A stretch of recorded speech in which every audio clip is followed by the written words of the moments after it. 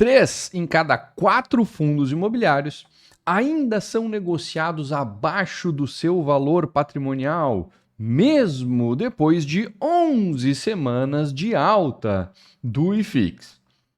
Isso foi uma reportagem que saiu no site do Infomoney e chamou bastante atenção. Eu quero te mostrar ela e te alertar para alguns cuidados que você deve ter quando busca somente os fundos baratos. E comentar um pouquinho o que aconteceu no mercado nesse meio tempo e onde ainda temos oportunidades. Então fica comigo aqui depois da vinheta que a gente já vem para um conteúdo que está excelente.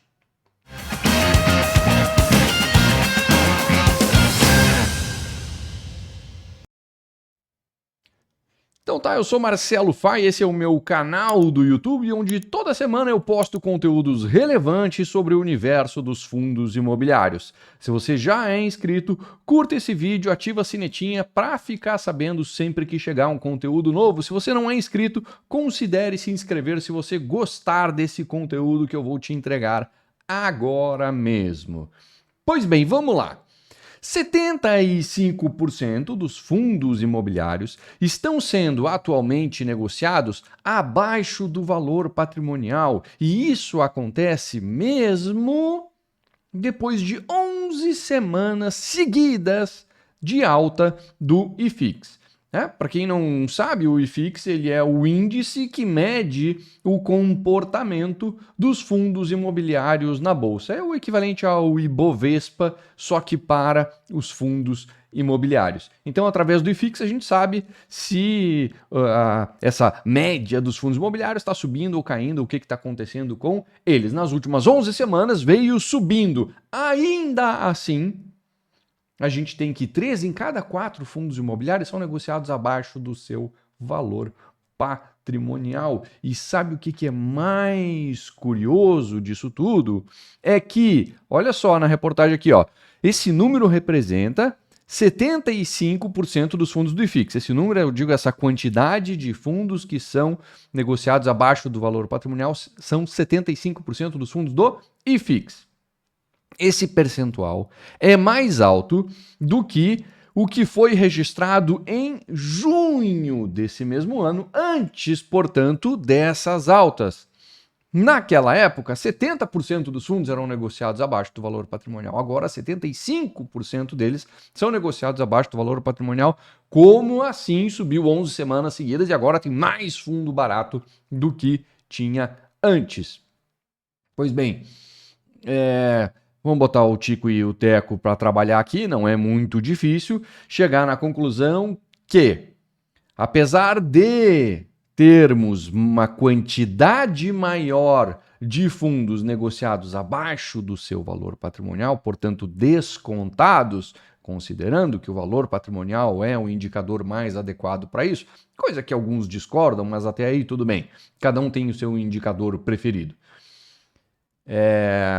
Nós temos uma quantidade, então, maior de fundos baratos, mas o tamanho desse desconto, atualmente, ele é menor do que o que se tinha lá em junho. E aí, a gente tem o seguinte, esse levantamento também está lá na reportagem, mostra quais são os fundos, os 10 fundos mais baratos, segundo esse indicador, preço sobre o valor patrimonial. E aí eu quero te chamar a atenção para o seguinte. Eu olho para esses caras aqui e logo de cara eu penso, tem motivo para estar barato. Não está barato de graça. Não é à toa que estão baratos. Eu olho para essa lista e vários desses fundos aqui eu não investiria. Sendo bem franco e direto com você, o primeiro e o segundo ali eu não passo nem perto. Por exemplo. Então quem acha que só porque está mais barato é a maior oportunidade de todas, eu vou pegar lá todos os fundos do IFIX e vou fazer um ranking, colocando primeiro o fundo que está mais barato, segundo o indicador preço sobre valor patrimonial e daí para cima, e vou sair comprando os que estão mais baratos, ora, sinto te informar, você provavelmente vai entrar em muita enrascada. Também montaria uma carteira?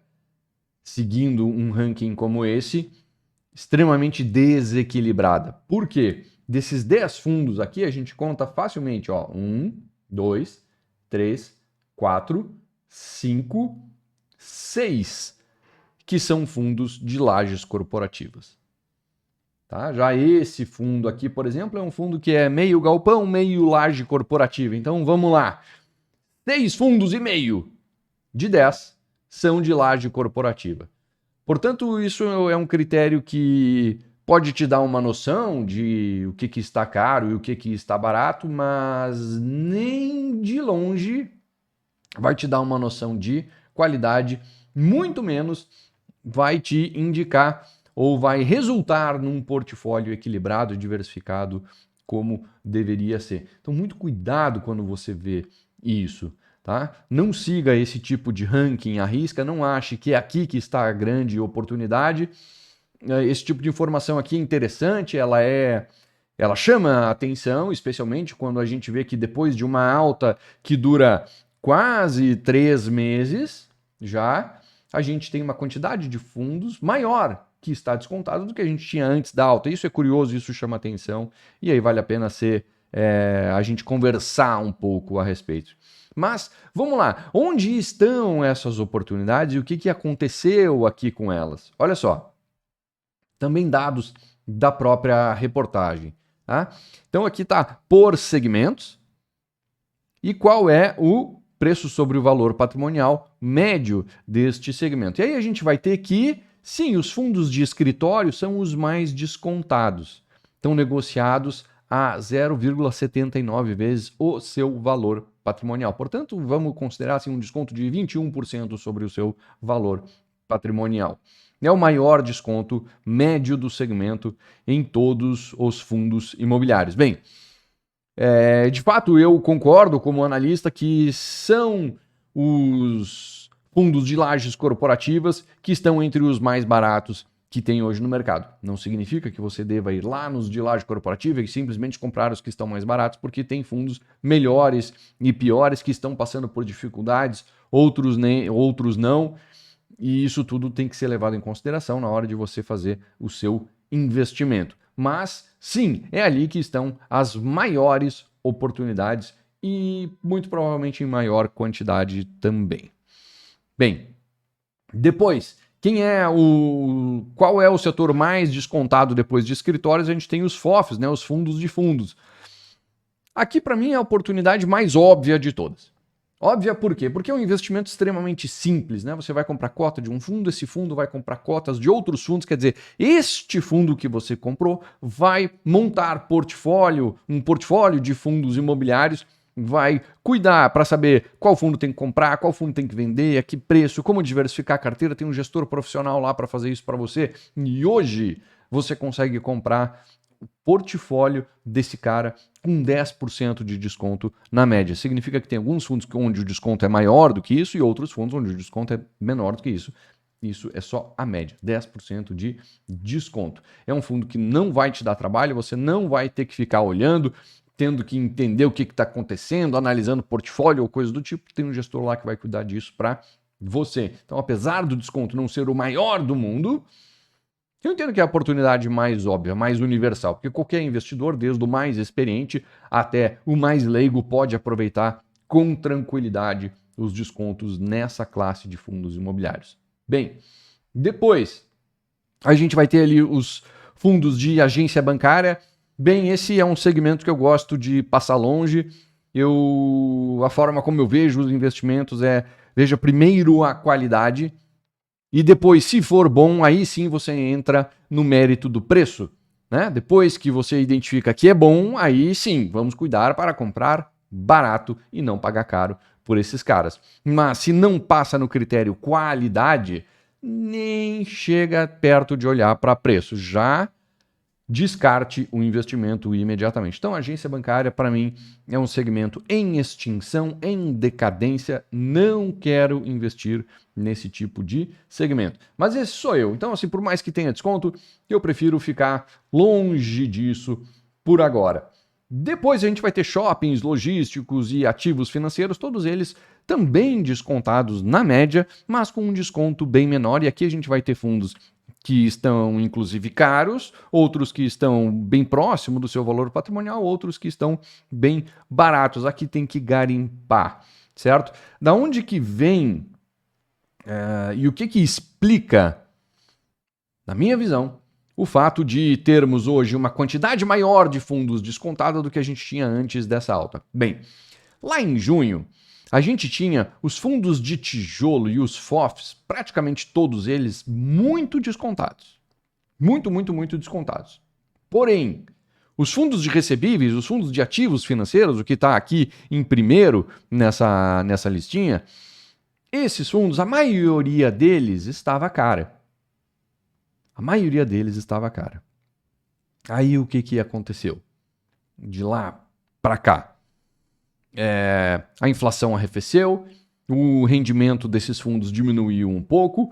Nos meses mais recentes agora a gente teve inclusive deflação, o que puxou o rendimento deles para baixo. A turma acabou vendendo as cotas e pressionando a cotação para baixo. E aí vários desses caras que estavam caros, pouco caros, é verdade, hoje estão baratos. E os fundos de tijolo que estavam muito baratos, hoje estão menos baratos, mas veja bem, ainda baratos. Por isso, na minha visão, a gente tem hoje mais fundos descontados, isso não é nem minha visão, está aqui o levantamento feito por essa reportagem, mas o nível de desconto em praticamente todos eles é menor do que a gente tinha lá no mês de junho, né, quando foi feita essa comparação de quantos fundos estavam descontados naquela época versus quantos fundos estão descontados agora. Bem, é isso, é um dado interessante que eu quis trazer essa conversa dessa vez para mostrar para você que olhar só esse indicador não faz absolutamente o menor sentido. Vou ser bem franco aqui, sem medir as palavras. Não faz o menor sentido, porque esse indicador não fala nada sobre a qualidade do fundo. A maioria das vezes, quando você vê os fundos mais baratos do mercado, eles têm motivo para estar baratos, eles não estão baratos por nada. Então, ou eles não têm qualidade, ou eles estão passando por alguma dificuldade, e são raríssimas as vezes onde os fundos são bons, não estão passando por nenhuma dificuldade e eles ficam muito baratos. Mas isso é muito raro de acontecer. Eu olho para essa lista aqui e, olha, teria que garimpar um, talvez outro aqui, que não estivesse passando por dificuldades e ainda assim está aqui. A maioria deles tem motivo para estar nessa lista, e é importante que você saiba disso. Se você montar uma carteira só pegando aquilo que é mais barato, provavelmente a qualidade dos ativos que você escolheu também será muito baixa. Então, pensa mais longo prazo, pensa o quanto você trabalhou para juntar o seu dinheiro e pensa se vale a pena colocar esse seu dinheiro, esse seu esforço todo em ativos de qualidade tão baixa, tão questionável. Eu entendo que não vale a pena, certo? Então, cuidado, muito cuidado, não faça isso com o seu dinheiro. Esse tipo de informação é interessante, é legal, é curioso, mas isso não pode resumir toda a sua análise. Tá? Tenha muito mais cuidado do que isso na hora de fazer os seus investimentos.